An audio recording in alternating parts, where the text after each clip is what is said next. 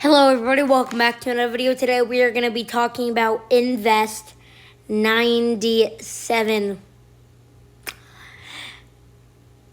I'm at 98L. We're not really going to be talking about 97L today. But so far in the spaghetti models, we see a lot of them going to Louisiana and Mississippi, but this is pretty old, and they will probably start heading back east. And with most of the models now, I've been seeing like a track like this or like this. Like I will show you what I mean in a little bit when I show you the models. Invest 98L. For the model intensity guidance, all of them are showing at least a tropical storm except one. That's Ducati. But Ducati isn't. But this is. I don't. It's pretty much almost certain to become a tropical storm, and it could form as early as 12 hours or below. So it could form today or tonight. Or tomorrow, and some are showing a category 1 and one is showing a category 2. So this is what I've been like seeing in the model. Like it goes like south of South Florida or in South Florida, and then it goes up to the Florida Panhandle. That's what I've been seeing now. And if we look at this one's a little older.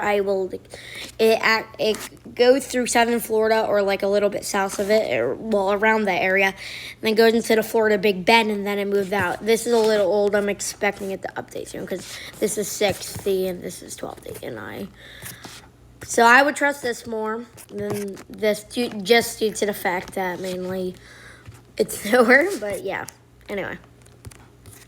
If we go to the Western Atlantic, we don't really see anything with the GFS and Euro models. So we will be using the CMC, the Icon, and the NavGam. And for CMC, we'll be using Wind. So let's start with the NavGam. So at this moment, nothing much. We just got the high. Oh, and by the way, I'm just gonna show this. The way the high is gonna work, it's kind of gonna be like, it's gonna kind of steer the storms like this, and this, kind of like that, or like that. Yeah, I don't know for sure. Kind of forgot, cause I think whatever. Anyway. Yeah, I forgot.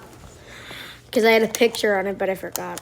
But I'm not going to show the picture. Anyway, let's continue. So, so first of all, we'll talk a little bit to none about 97L. And this is part of the little bit to none we'll talk about 97L. So, very little about 97L. And then, really, it looks like NavGem is going to do this, or this. 3 possibilities. Right.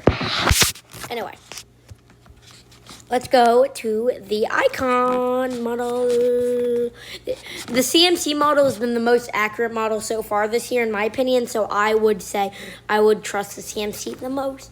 Whatever it says, I would trust it the most. Unless it was showing something completely ridiculous, like a Category 5 hurricane making landfall in Mexico in 6 hours. Yes, but it's not showing that. And, of course, it most likely wouldn't show them unless that was actually happening. It was just a weird example. Anyway, that's kind of unrealistic, but it might be realistic. Whatever. Anyway, so we got 98L right here. It might be a tropical depression or tropical storm by this point. And then it's going to, so far it looks like it's heading a little slow, kind of, but also a little slow to medium, not that fast though. Yeah, a little slow to regular speed. It's pretty strong at this point. So So yeah, here, good. Wait, there's full load. I'm using a different internet. So yeah, so it goes south of South Florida. So it goes south of Florida. And then I think it gets caught in the steering thing from the high steering, and it goes into the Florida Panhandle, and that's the high. So now we're gonna go to the CMC, which will also use wind. So the MC I trust the most. I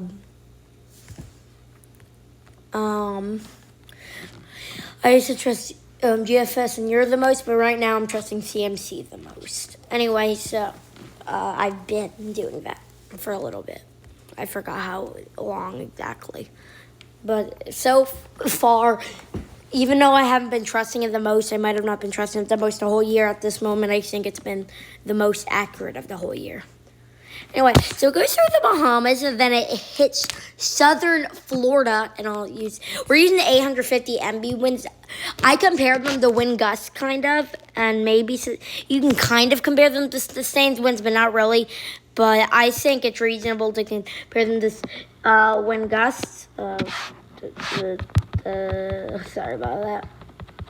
Anyway, so you can sometimes compare them to sustained winds, and it's, I guess, pretty good to compare them to wind gusts. But they also, surface winds don't really show up on land. They rarely do, and they're not as high as they actually would be. And 850 MB winds, I guess they're pretty good to predict. Not like the best, but I guess they're pretty good, and they actually show up on land. So yeah, please don't judge me for using it. Anyway, so it goes into southern Florida, and then it hits, it starts to, well, not really hit this point, but it really starts to affect, and then really starts to hit Florida around, and then we see like Tallahassee, St. George Island, Apalachicola, those places really getting hit.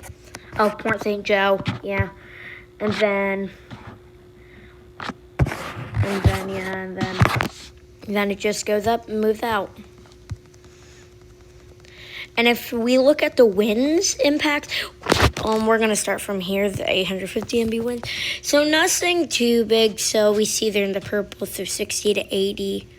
I don't think they're like in those really light purples up to 96. But they keep getting stronger and stronger. A big impact, mainly in the north side for the Bahamas. And then pretty much a lot of the place gets big impacts, and they really start getting the impacts in like Florida at this point. But really at this point, they really start to get those big wind impacts, and then it starts to move into the Florida Panhandle with those big wind impacts, and then it moves out. Anyway,